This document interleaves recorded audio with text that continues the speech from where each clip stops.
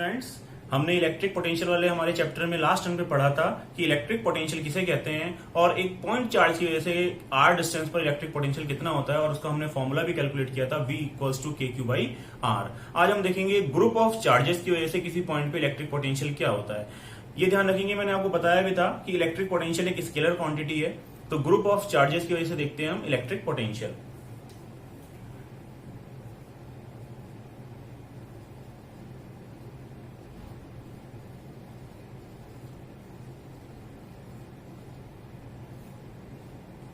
Suppose हमारे पास कई सारे चार्जेस हैं, ये Q1 चार्ज है, Q2 चार्ज है, Q3 चार्ज है, ऐसे कोई Qn चार्ज है और इस पॉइंट P पर हमें इलेक्ट्रिक पोटेंशियल हमें कैलकुलेट करना है। तो सपोज इससे डिस्टेंस हमें गिवन है R1, इस Q2 चार्ज से पॉइंट P की डिस्टेंस गिवन है R2, Q3 से गिवन है R3, ऐसे ही कोई Qn चार्ज है, इस nth चार्ज से जो डिस्टेंस है वो है हमारी Rn। तो इस पॉइंट P पर नेट पोटेंशियल क्या होगा,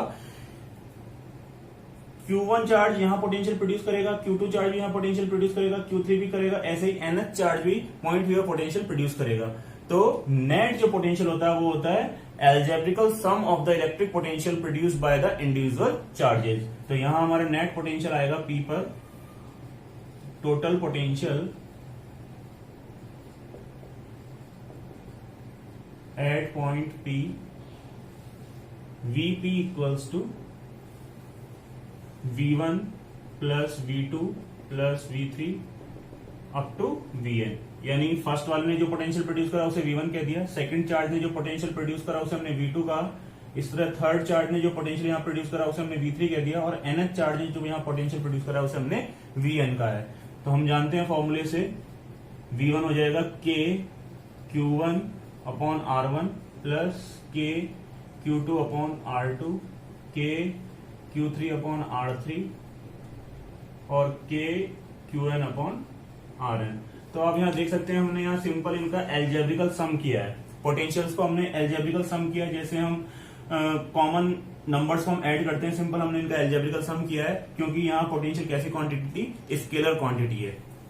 तो ध्यान रखेंगे नेट पोटेंशियल या टोटल पोटेंशियल किसी पॉइंट पे क्या होता है, जो अलग अलग चार्जेस पोटेंशियल प्रोड्यूस कर रहे हैं उनके एल्जेब्रिकल सम के इक्वल होता है। तो ये होता है हमारा electric potential due to group of charges. तो अब आपको समझ में आ गया होगा किसी इंडिविजुअल चार्ज की वजह से पोटेंशियल क्या होता है और ग्रुप ऑफ चार्जेस की वजह से किसी पॉइंट पर पोटेंशियल क्या होता है। अब ऐसे ही हम V और R के बीच में ग्राफ देख लेते हैं। Graph between V and R। हमारा फॉर्मूला था V equals to KQ upon R। तो आप देख सकते हैं V R के इनवर्सली प्रोपोर्शनल है, यानी जैसे जैसे हम चार्ज से दूर जाएंगे पोटेंशियल की वैल्यू कम होती जाएगी। तो मैं यहां पर R ले लेता हूं, distance from point charge,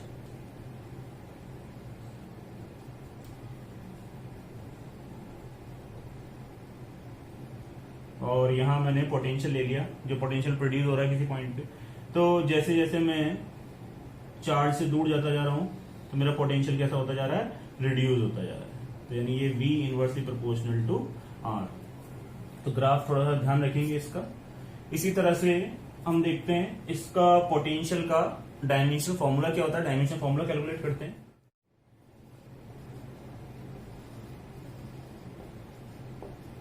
dimension formula of the electric potential, तो हम जानते हैं कि V equals to W upon Q होता है। तो V इक्वल्स टू W का जो डायमेंशन फॉर्मूला होता है वो होता है M1 L2 T-2 और चार्ज का होता है A1 T1। इसे सॉल्व करेंगे, M1 L2 ये ऊपर जाके हो जाएगा T-3 A-1। तो ये हो गया हमारा इलेक्ट्रिक पोटेंशियल का डायमेंशन फॉर्मूला। तो ये ध्यान रखने की चीजें, इजीली हम इन्हें कैलकुलेट कर सकते हैं।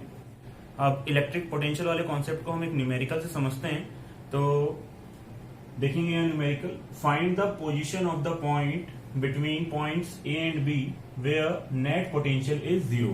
सपोज हमें A और B पॉइंट पर दो चार्जेस दिए हुए हैं, एक 60 माइक्रोकूलम का और एक दिया हुआ -4 माइक्रोकूलम का। तो हमें इन दोनों पॉइंट को मिलाने वाली लाइन पर वो पॉइंट की पोजीशन फाइंड करनी है जहां पर नेट पोटेंशियल या टोटल पोटेंशियल जीरो है इन दोनों चार्जेस की वजह से। तो हम एज्यूम कर लेते हैं कि वो पॉइंट P है जहां नेट पोटेंशियल जीरो है। तो यहां जो है नेट पोटेंशियल जीरो है और ये पॉइंट A से x डिस्टेंस पे है। तो इस चार्ज से ये पॉइंट कितना डिस्टेंस पे हो जाएगा, सिंपली 10 माइनस x डिस्टेंस पे हो जाएगा। तो पहले हम देखेंगे पॉइंट P पर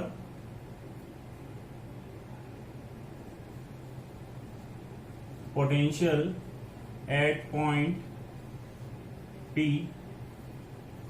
ड्यू टू 16 माइक्रोकूलम चार्ज।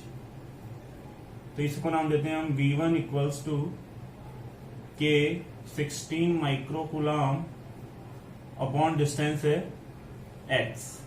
ये इक्वेशन एक दे देते हैं। इसी तरह से देखते हैं हम potential at point P due to -4 microcoulomb charge. अब ध्यान रखेंगे यहाँ -4 माइक्रोकूलम चार्ज की वजह से यहाँ पोटेंशियल चाहिए तो वैल्यू माइनस में आएगी, पोटेंशियल नेगेटिव आएगा, यानी चार्ज को हम साइन के साथ रखते हैं। V2 इक्वल्स टू के -4 microcoulomb upon distance 10 minus x। अब पॉइंट P पर नेट पोटेंशियल क्या होगा, अभी हमने ग्रुप ऑफ चार्जेस की वजह से पोटेंशियल पढ़ा था, इसने जितना पोटेंशियल प्रोड्यूस करा वो प्लस इस चार्ज ने यहां जो पोटेंशियल प्रोड्यूस करा वो उनका ऐड हो जाएगा, सम हो जाएगा उनका। तो Vp total potential at point P, तो Vp इक्वल्स टू होगा V1 प्लस V2 और Vp का वैल्यू हमारे पास पहले गिवन है, यहां पर कितना है 0। V1 के 16 माइक्रोकूलम, मैंने माइक्रोकूलम को कूलम में इसलिए चेंज नहीं करा क्योंकि अभी ये क्रॉस हो जाएगा, अपॉन x प्लस के -4 माइक्रोकूलम अपॉन 10 माइनस x। तो मैंने यहाँ वैल्यूज सिंपली पुट की हैं। सो सॉल्व करेंगे तो ये माइनस वाली क्वांटिटी को इधर ले आते हैं, ये हो जाएगा k 4 microcoulomb upon 10 minus x equals to k 16 microcoulomb upon x।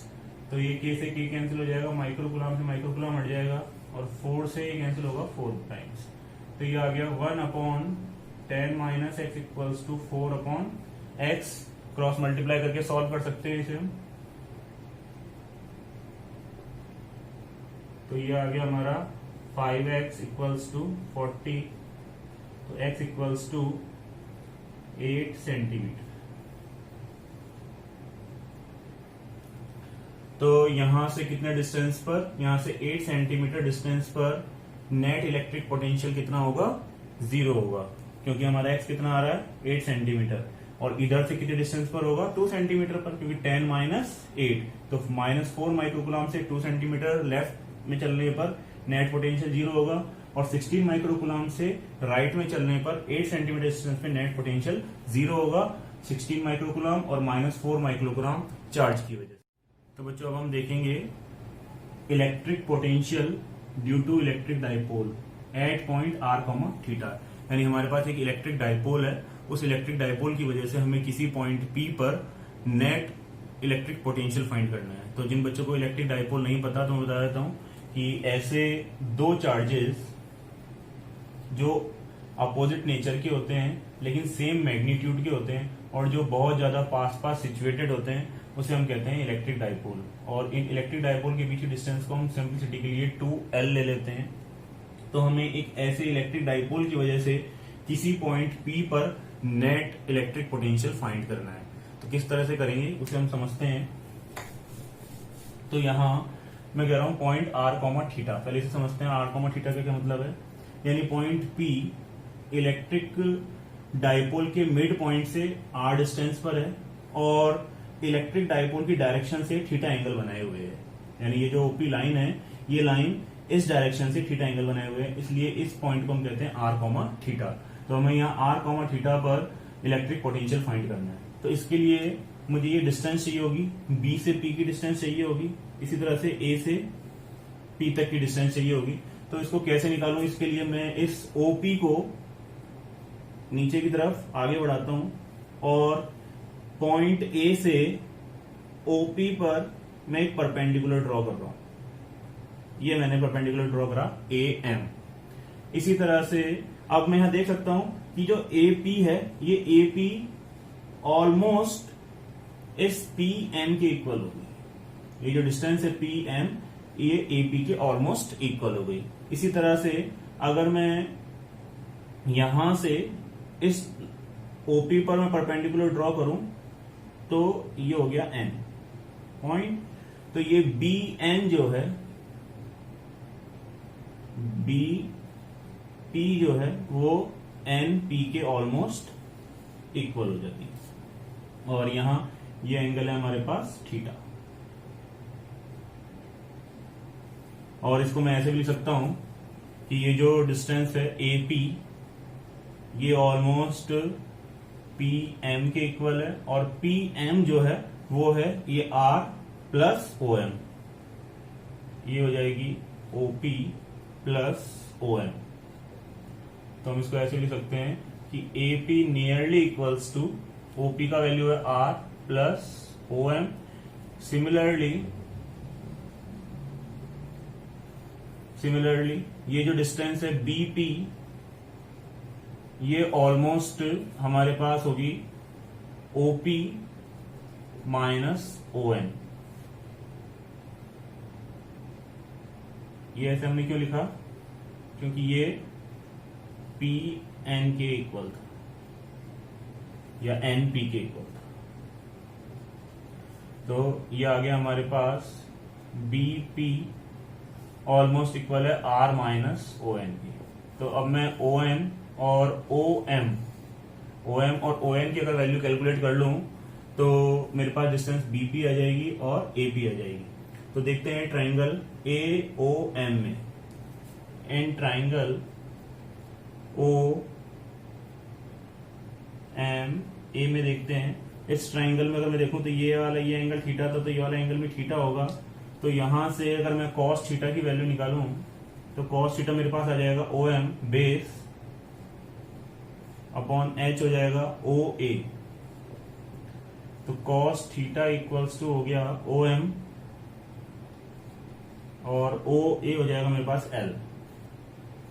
तो O M equals to L cos theta. तो इजीली इसे हम यहां पुट कर देंगे तो ये हो जाएगा R plus L cos theta. तो ए पी मेरे पास डिस्टेंस आ गई R plus L cos theta. इसी तरह से बी पी डिस्टेंस भी देखते हैं। इसके लिए पहले मैं ओ एन निकाल रहा हूं। In triangle O N B, तो यहां पर अगर आप देखो कॉस थीटा निकालते हैं फिर से, तो कॉस थीटा आएगा मेरे पास O N upon O B. तो cos theta equals to O N और ओ बी हो गया मेरे पास एल। तो O N equals to L cos theta. तो इस ओ एन की वैल्यू को हम यहां रख देंगे तो बीपी मेरे पास आ जाएगा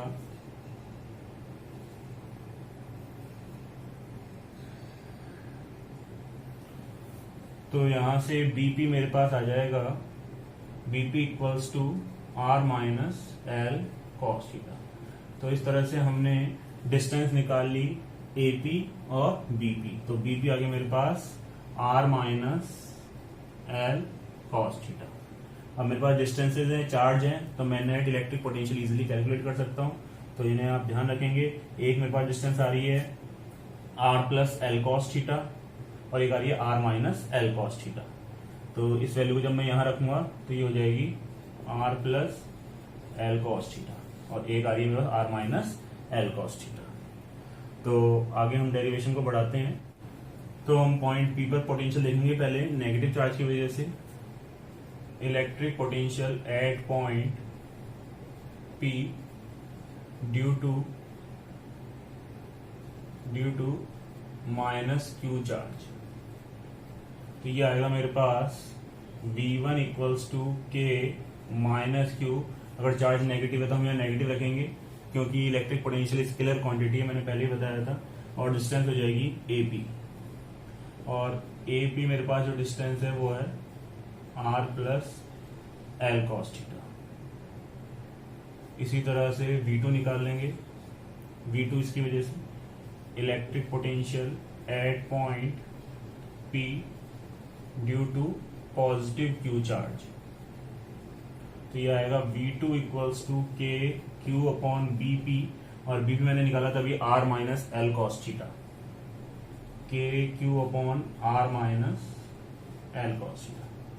तो इस तरह से एक इक्वेशन A आ रही है और एक इक्वेशन मेरे पास B आ रही है। तो नेट पोटेंशियल हो जाएगा पॉइंट P पर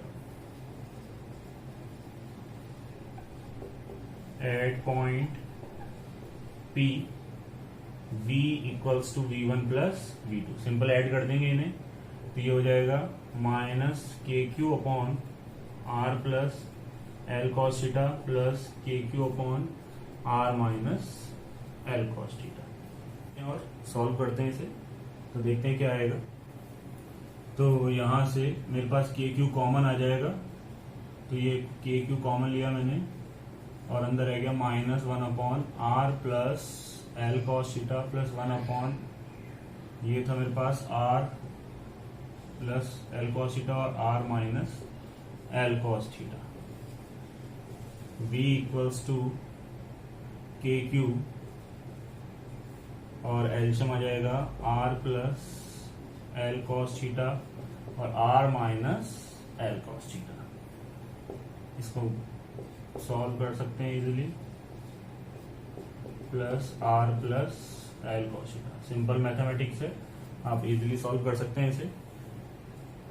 यहाँ V equals to K Q और ये हो जाएगा minus R plus L cos theta plus R minus L plus L cos theta upon ये A प्लस बी और A माइनस बी, ये बन जाएगा A square minus B square R square minus L square cos square theta. तो यहाँ से R cancel हो जाएगा और ये बनेगा 2L cos थीटा। तो यहाँ V equals to K Q और ये के क्यू ये हो गया 2L cos थीटा अपॉन में R square minus L square cos square theta. तो यहाँ आप देख सकते हैं ये Q इंटू 2L मैंने पहले बताया था, वो क्या होता है, इलेक्ट्रिक डाइपोल मोमेंट होता है। P इक्वल्स होता है Q इंटू 2L। तो V इक्वल्स हो जाएगा के P cos theta upon R square minus L square cos square theta. और यहाँ हम जानते हैं कि L स्क्वायर की जो वैल्यू है वो R स्क्वायर से बहुत ही कम है, क्योंकि इलेक्ट्रिक डाइपोल जो होते हैं ये बहुत ही ज्यादा पास पास सिचुएटेड होते हैं। पास पास का मतलब ये हो गया इनके बीच डिस्टेंस एंगस्ट्रॉम के अंदर होती है, यानी 10⁻⁻10 मीटर। अब मैं उसका स्क्वायर करूंगा तो हो जाएगा 10⁻⁻20 मीटर, यानी डिस्टेंस और भी कम हुई। यानी ये जो L स्क्वायर है बहुत ही नेग्लिजिबल क्वांटिटी है, तो इसे हम नेगलेक्ट कर सकते हैं। So neglect the L square. तो मेरे पास आ जाएगा V square equals to K P cos theta upon R square. तो ये होता है electric potential due to electric dipole. तो देख सकते हैं R डिस्टेंस और थीटा एंगल पर कितना पोटेंशियल बनेगा इलेक्ट्रिक डाइपोल की वजह से, के P cos theta upon R square. तो इस तरह से हम इस डेरिवेशन को इजिली समझ सकते हैं। तो इसी फॉर्मूले से हम इक्वेटोरियल लाइन और एक्सियल लाइन पर भी इलेक्ट्रिक पोटेंशियल देख सकते हैं। तो अगर ये एक इलेक्ट्रिक डाइपोल है तो हमें पता है इनको मिलाने वाली जो लाइन होती है वो एक्सियल लाइन होती है, और इन दोनों चार्जेस को मिलाने लाइन की जो परपेंडिकुलर लाइन होती है वो इक्वेटोरियल लाइन होती है। तो एक्सियल लाइन पर अगर आप देखो ये एक्सियल लाइन हो गई। अगर एक्सियल लाइन पे कोई पॉइंट P है तो थीटा सिंपली 0 हो जाएगा, क्योंकि अभी हमने इस पोजीशन से यहाँ थीटा था ये। अब मैं मान लो ये एंगल पॉइंट P यहाँ है, तो ये अगर मैं इसको लाइन को अगर इस तरह से जाऊं तो एंगल थीटा कितना हो जाएगा, 0 हो जाएगा। तो यहाँ थीटा 0 रखेंगे तो एक्सियल लाइन पर कितना आ जाएगा, at axial line theta equals to 0। तो मेरा इलेक्ट्रिक पोटेंशियल कितना बन जाएगा, मेरा इलेक्ट्रिक पोटेंशियल बनेगा V at axial line equals to K P cos 0 degree upon R square, और कॉस 0 की वैल्यू आप जानते हैं 1 होती है, तो B at axial line equals हो जाएगा के पी अपॉन आर स्क्वायर। तो ये हमारे पास एक्सियल लाइन पर आ गया। इसी तरह से इक्वेटोरियल लाइन के लिए आप देख सकते हैं इक्वेटोरियल लाइन इस एक्सियल लाइन के परपेंडिकुलर होती है जो मिड पॉइंट से जाती है। तो ये देख सकते हैं आप यहाँ एंगल 90 डिग्री बन रहा है, ये तो एक्सियल लाइन है और ये जो लाइन है इक्वेटोरियल लाइन है। तो इलेक्ट्रिक डायपोल जो है वो इस इक्वेटोरियल लाइन से 90 डिग्री का एंगल बना रहा है, और जब 90 डिग्री का एंगल बन रहा है तो यहां मैं देख सकता हूं थीटा 90 फॉर इक्वेटोरियल लाइन, तो मेरे पास आ जाएगा v equatorial line equals to K P cos 90 upon R square, और कॉस 90 की वैल्यू 0 होती है, तो इसलिए इक्वेटोरियल लाइन पर इलेक्ट्रिक पोटेंशियल कितना आ जाएगा, 0 आ जाएगा। तो ये एक कंप्लीट डेरिवेशन है electric potential due to electric dipole. तो इसको भी ध्यान रखेंगे, डायरेक्ट एक्सियल लाइन पर होता है के पी अपॉन आर स्क्वायर क्योंकि थीटा 0 होता है, और इक्वेटोरियल लाइन पर होता है के पी कॉस 90 यानी 0 हो जाएगा, कॉस 90 वैल्यू 0, यानी इक्वेटोरियल लाइन पे कितना हो गया, 0 पोटेंशियल हो गया। तो इन बातों को ध्यान रखेंगे, जनरल एक्सप्रेशन भी ध्यान रखेंगे, v equals to K P cos theta upon R square. ये तो किस पोजीशन पे पोटेंशियल है, आर और थीटा पोजीशन पे पोटेंशियल है। और अगर स्पेशल केस देखने हो मुझे एक्सियल लाइन के लिए, तो एक्सियल लाइन के लिए थीटा 0 हो जाएगा और इक्वेटोरियल लाइन के लिए थीटा 90 हो जाएगा। इस तरह से हम इजिली इलेक्ट्रिक पोटेंशियल कैलकुलेट कर सकते हैं।